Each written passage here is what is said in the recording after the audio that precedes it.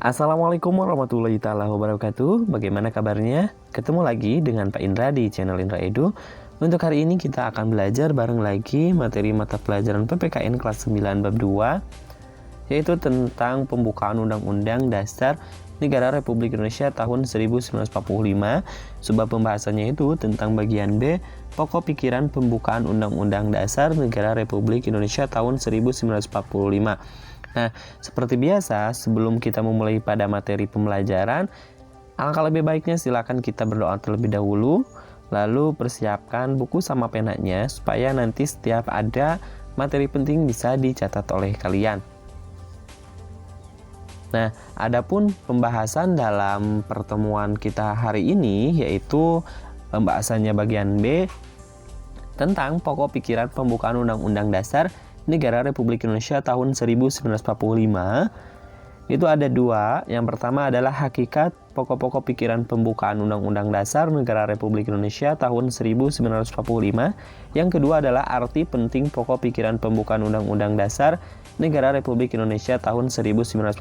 Jadi pembahasannya itu mengenai hakikat dan juga arti penting ya. Hakikat dan arti penting. Nah, langsung saja, yang pertama adalah hakikat pokok-pokok pikiran pembukaan Undang-Undang Dasar Negara Republik Indonesia tahun 1945.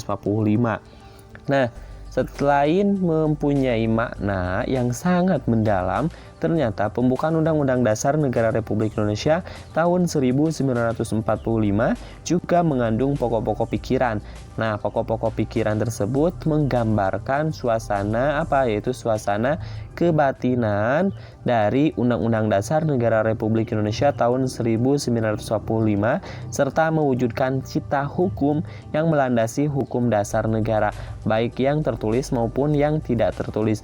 Nah, pokok-pokok pikiran tersebut diantaranya itu ada 4. Yang pertama adalah pokok pikiran alinea pertama, yang kedua adalah pokok pikiran alinea kedua, yang ketiga adalah alinea ketiga, dan pokok pikiran alinea keempat. Nah, yang pertama pokok pikiran pertama ya, pokok pikiran yang pertama ini, pokok pikiran yang pertama bahwa negara melindungi segenap bangsa Indonesia dan seluruh tumpah darah Indonesia dengan berdasar atas persatuan. Nah, pokok pikiran pertama ini disebut juga sebagai pokok pikiran persatuan. Nah, perlu kita ingat sekali lagi, pokok pikiran yang pertama ini disebut juga pokok pikiran persatuan. Nah, pokok pikiran ini menegaskan bahwa dalam pembukaan Undang-Undang Dasar Negara Republik Indonesia tahun 1945 diterima aliran negara persatuan, maksudnya negara yang melindungi dan meliputi segenap bangsa dan seluruh wilayahnya. Dengan demikian, negara mengatasi segala macam paham golongan dan paham individualistis.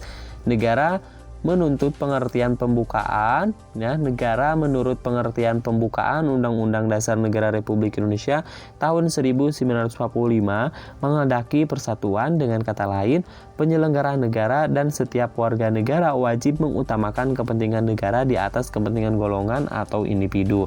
Nah, yang kedua yaitu pokok pikiran kedua, negara hendak mewujudkan keadilan sosial bagi seluruh rakyat Indonesia. Nah, pokok pikiran kedua ini disebut juga pokok pikiran keadilan sosial ya, keadilan sosial, tentang keadilan sosial.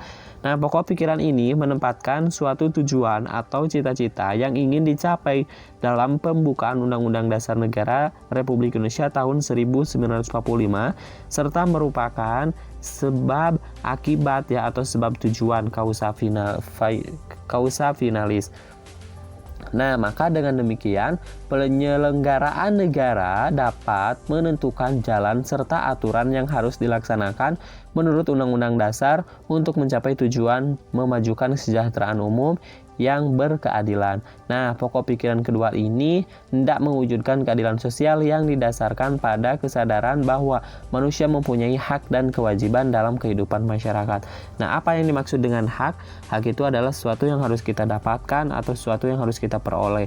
Sedangkan kewajiban adalah sesuatu yang harus kita kerjakan dengan penuh tanggung jawab. Nah, yang ketiga yaitu pokok pikiran ketiga pokok pikiran ketiga, negara berkedaulatan rakyat berdasarkan atas kerakyatan dan permusyawaratan atau perwakilan.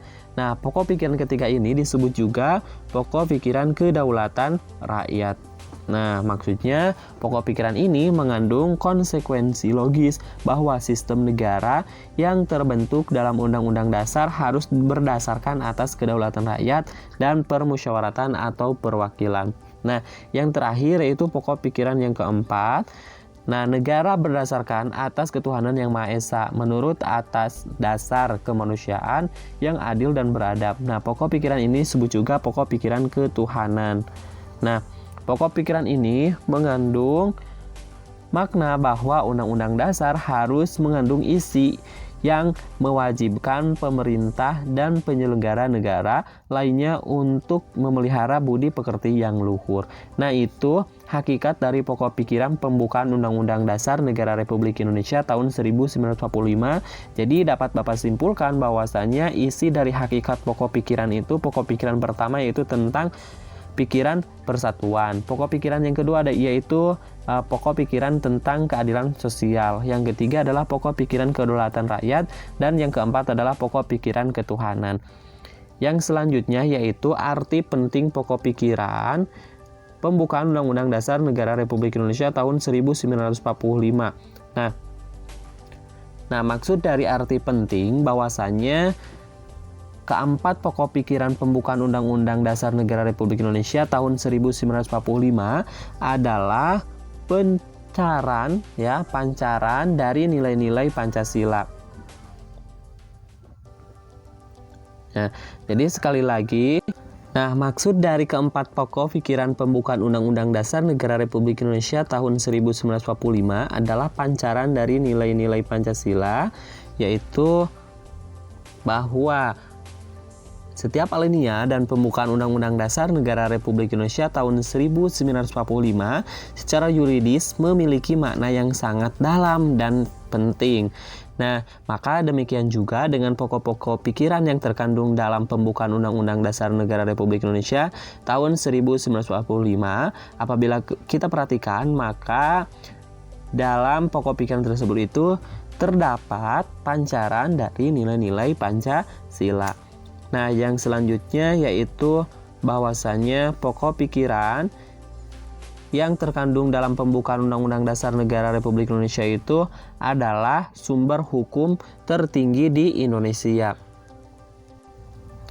Nah, maksud dari sumber hukum tertinggi di Indonesia, jadi maksudnya adalah bahwa konsekuensi dari kedudukannya sebagai sumber hukum tertinggi di Indonesia, maka pokok-pokok pikiran yang terkandung dalam pembukaan Undang-Undang Dasar Negara Republik Indonesia tahun 1945 dalam realisasinya atau dalam pelaksanaannya harus dijabarkan dalam semua peraturan perundang-undangan yang berlaku di Indonesia seperti apa, yaitu ketetapan MPR, undang-undang, peraturan pemerintah, dan sebagainya.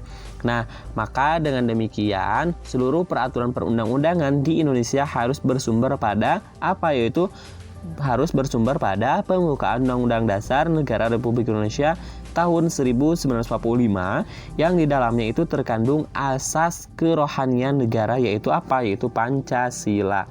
Nah, yang selanjutnya semangat pembukaan dan pasal Undang-Undang Dasar Negara Republik Indonesia tahun 1945 pada hakikatnya merupakan satu rangkaian kesatuan yang tidak dapat dipisahkan, ya. Tidak dapat dipisahkan artinya merupakan satu rangkaian gitu ya, satu rangkaian yang tidak dapat dipisahkan. Nah, lalu pokok-pokok pikiran pembukaan Undang-Undang Dasar Negara Republik Indonesia itu tahun 1945 juga memiliki arti penting dalam konteks hukum dasar.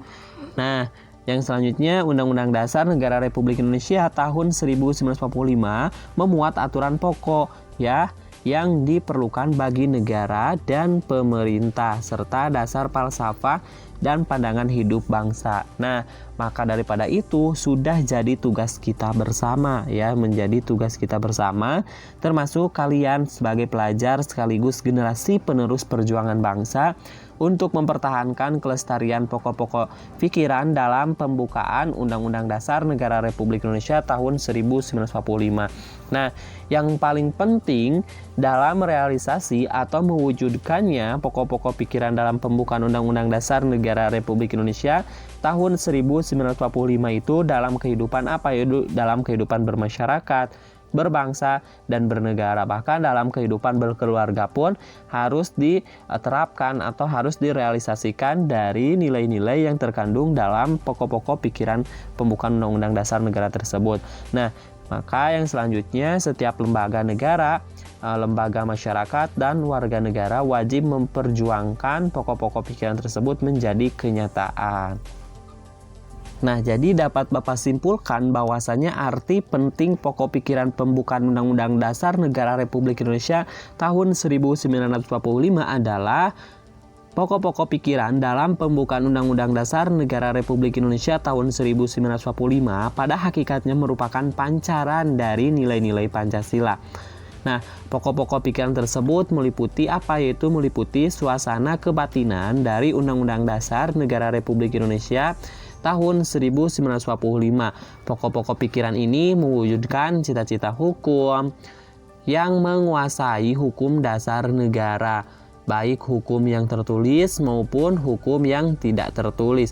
Nah, hukum yang tertulis itu yaitu Undang-Undang Dasar, sedangkan hukum yang tidak tertulis atau kebiasaan-kebiasaan itu disebut juga dengan konvensi. Undang-Undang Dasar menciptakan pokok-pokok pikiran ini dalam pasal-pasalnya. Nah, lalu yang terakhir, kesimpulan terakhir dari arti penting ini yaitu tugas seluruh bangsa Indonesia adalah mempertahankan serta mewujudkan pokok-pokok pikiran pembukaan Undang-Undang Dasar Negara Republik Indonesia tahun 1945 dalam berbagai kehidupan, mulai dari kehidupan bermasyarakat, berbangsa, dan bernegara.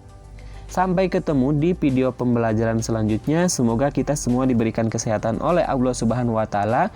Kami akhiri. Assalamualaikum warahmatullahi taala wabarakatuh.